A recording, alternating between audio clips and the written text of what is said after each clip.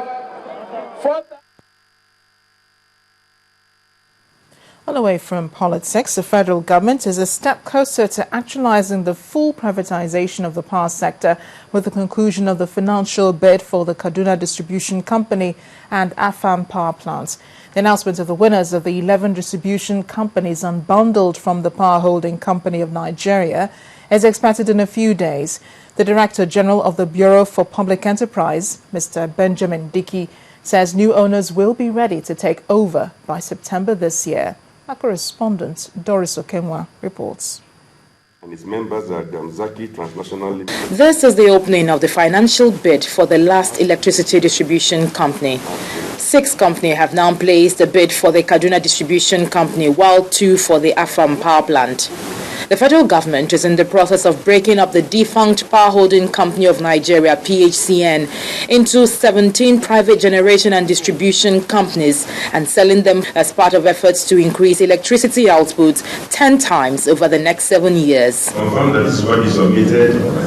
And after the presentation of ground rules, confirmation of submitted bids and eventual opening of the bids, Northwest Power Limited ranked highest for the Kaduna Distribution Company, while Televeras Group at $260 million ranked highest for the Afam power plant.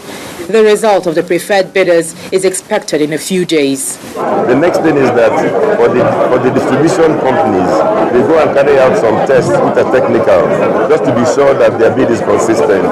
And if it is, we make our submissions to the National Council on Privatization. That council is headed by the Vice President of the nation. The other distribution companies, we expect them to pay by September 21st, the final 75% tranche.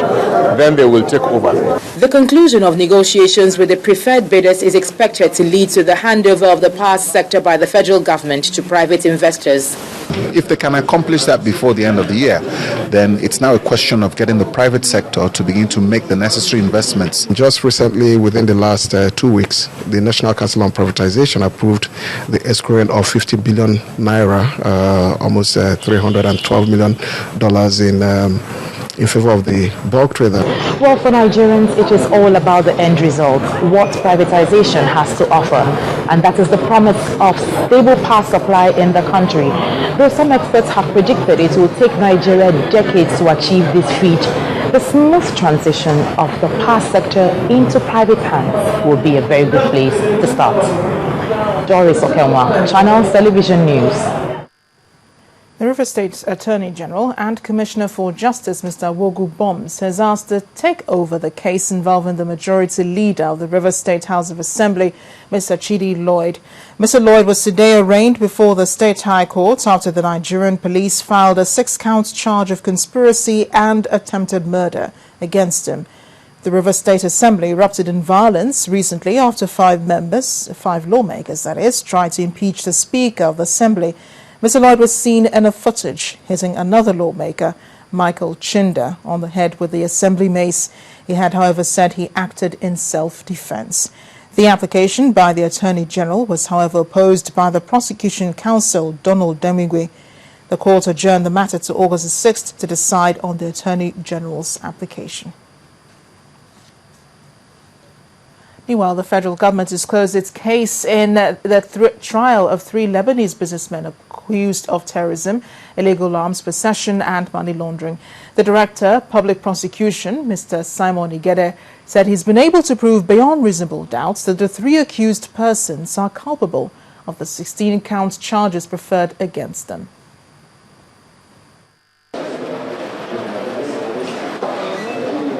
The prosecution has closed its case in the trial of 3 Lebanese, Mustafa Fawaz, Abdullah Tahini and Talal Ahmad Roda, accused of terrorism by the authorities.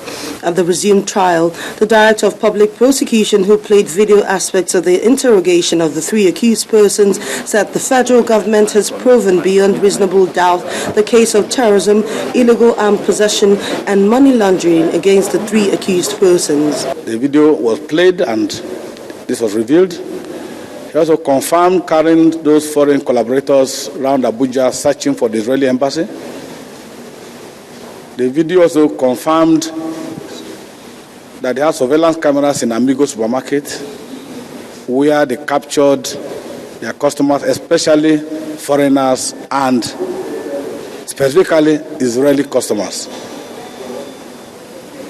The video also confirmed that the third accused person was resident in number 3 Gaya Road, was aware of the underground bunker, and serviced these weapons and armory from time to time.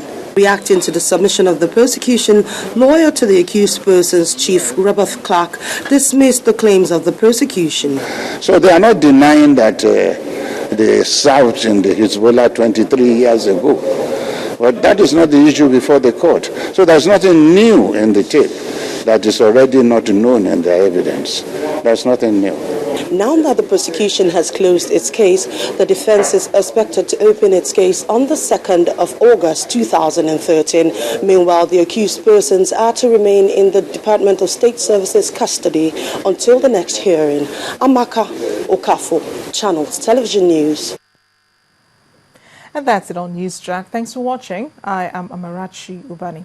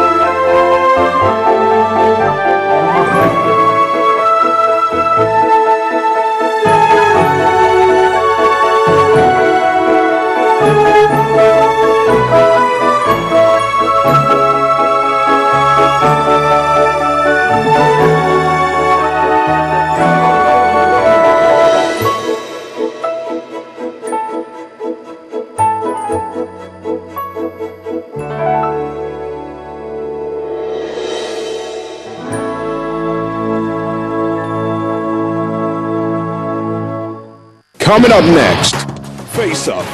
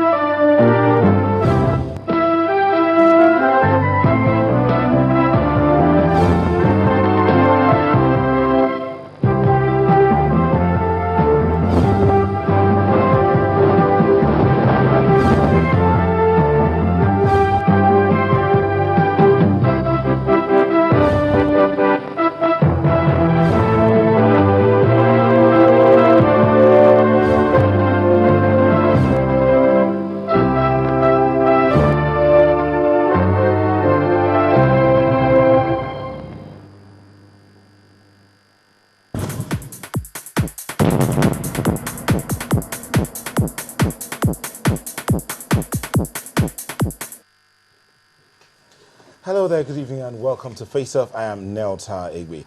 Now, this is the least or the lowest level of governance, and the people at the grassroots feel the impact of this level of governance to almost every part of their life except probably in their bedrooms.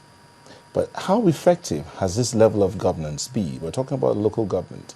How effective has the local government be? Now,